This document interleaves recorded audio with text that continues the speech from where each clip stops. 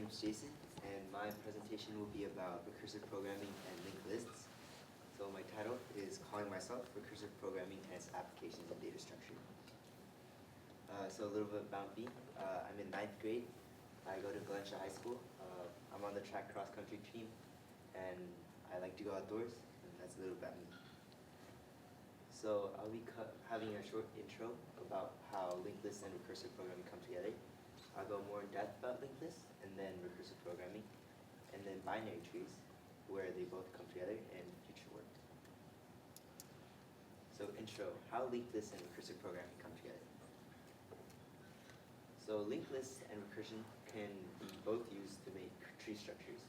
So the linked list is what creates the data structure of the tree, which is like creating a house. And then the recursion allows us to access the data within the house by creating the door. So linked lists, what are they?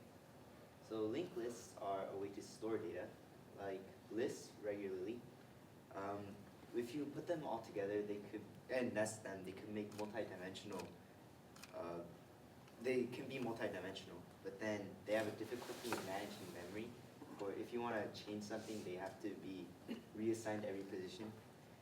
But they are easy to access each data point because they each have their own index. But linked lists are a little different. Each point points to the next. So there's a few different forms. There could be singly, which one data point points to the next. Doubly, which is it points to the next and the one before. Circular, which is it points one way, but the end points to the beginning. And doubly circular, which is it goes both ways, end to front, front to end. And they're very easy to expand and shrink because they're all connected. So the linked list data structure, or linked lists can be used in stack and queue data structures, which stack is a philo method, which is first in, last out, and that could be like a stack of books. So if you place the book down, the first one goes to the bottom, right? If you want to go access any of them, then you have to go from the top up, take out the top, and then get to the bottom. So the queue data structure follows the FIFO method, which is like a drive-through. The first in is first out, so first come, first serve. So applications of linked lists. So some applications are like this slideshow, which points to slides before it and after it, or windows on a computer when you have multiple windows open. The computer can run through every one of them. Redo and undo of all your previous things and your redos. So they all connect that so that you can go back and forth, and there's many other applications. So recursive programming, calling myself. So recursive programming is when a function calls itself. Now imagine this. Imagine a camera pointing to a TV, and the TV is broadcasting what the camera shows. So what would that look like? Maybe it'd look like this, an infinite image, or the TV will crash. What do you think? No? Oh, actually, it looked like that infinite image, because that's what recursive programming is kind of like, and this is where it can be used. In repeating processes, that can be done by iteration, but recursion can also be used. And other things that is hard for iteration, such as the tree structure. So tree structures, and I'll be explaining the binary tree. So binary trees are like linked lists. They all point to a data point. However, unlike the linked lists, which only point to one data point, the linked list can point to, or the binary trees can point up to two different data points. So going through the tree, this is where recursion is used in the tree structure, and we use depth first search. So there's in order, pre-order, and post-order, and these are the different ways that if, say, you're printing every data point, it would be shown within those three methods. So how recursion works is, I'll give an example. Say like you're at like a huge cave, and then you're looking down, and there's two paths, left and right.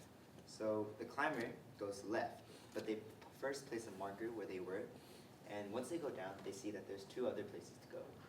And so he chooses left, but first leaves a marker. Once he's down there, he sees that there's nowhere else to go, so goes back up to his original marker, and then goes back to the other way that he hasn't gone. He checks once more, there's nowhere to go. So he goes back up to his marker, and since he's gone down both paths, he goes back up to the top and goes to the other side that he hasn't checked. Once he's down there, he checks once more. If there's a left or a right, there isn't, so he goes back to the top. And that's pretty much how recursion works within a tree structure. So this is the code for the tree traversal of how recursion is used to go through the tree. You see that where tree traverse DFS preorder is called, that's the function calling itself.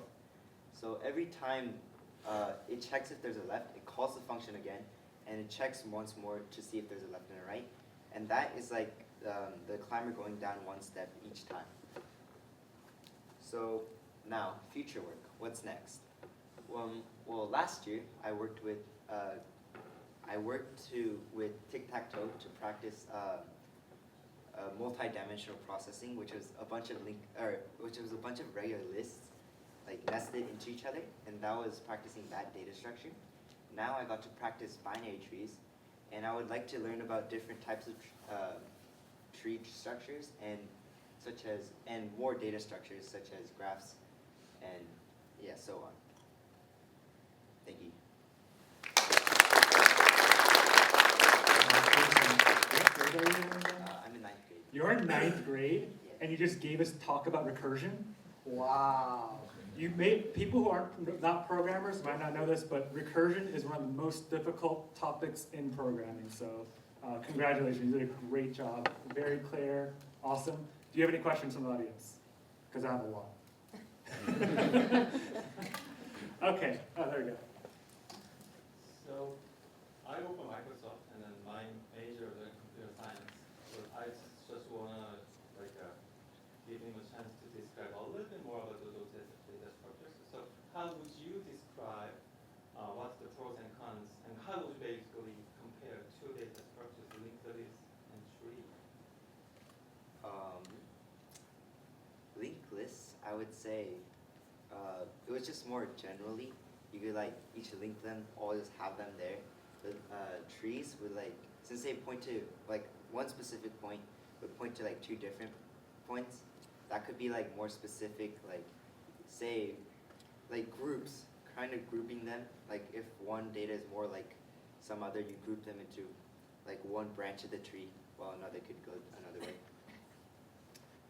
I think that was a pretty good explanation. Linked list, it's a list, right? It just points to the next item. A tree can point to multiple items. It's like a branch. You could have 3 branches in a tree from a node. So, Thank you. thank you. Any more questions? Also, if you think about trees, a social network is a tree. You have a friend, they're friends with 5 friends, you have a friend. How are they related? Facebook is really good at iterating through that tree and finding your friend of a friend. So that's in the tree. Any network is a tree. Any more questions? Okay, so when yeah, there we go. So you talked about recursion. This is kind of function calling itself.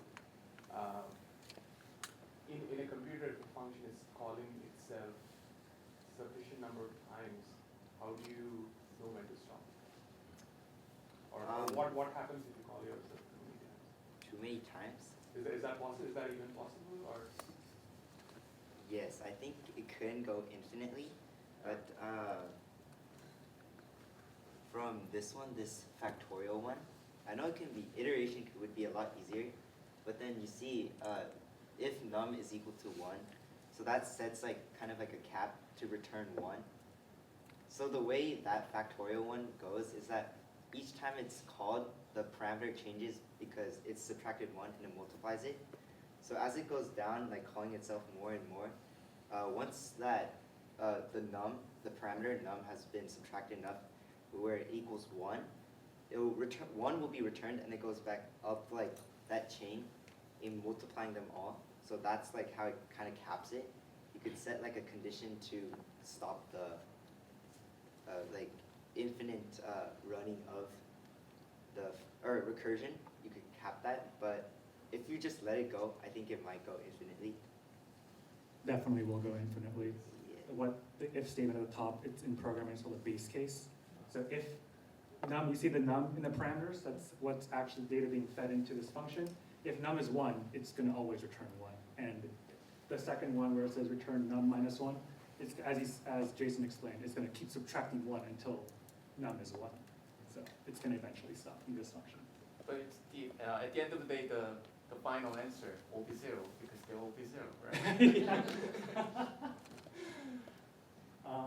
Supposed to be a joke.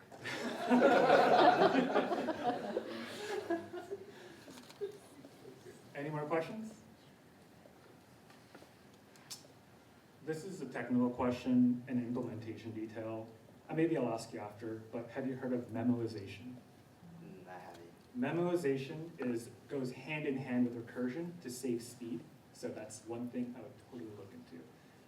In this factorial example, there's a really good memoization function version of this. If you can look it up, you would see exactly what's happening. You lose memory, but you gain speed. So there's a trade-off there. One other question I had was, why were you interested in learning about recursion?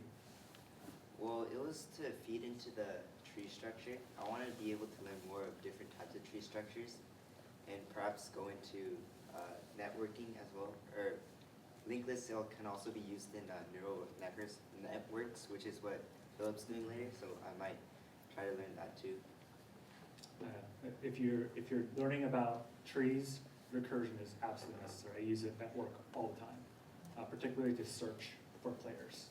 Because we have a lot of players and we have a lot of things about them. Like a player has stats and champions have stones and masteries. So I use recursion all the time, very relevant to technology. Any more questions from the audience? Now that you know all of this, where do you plan to implement this? Well, I'll be learning more different types of data structures. The recursion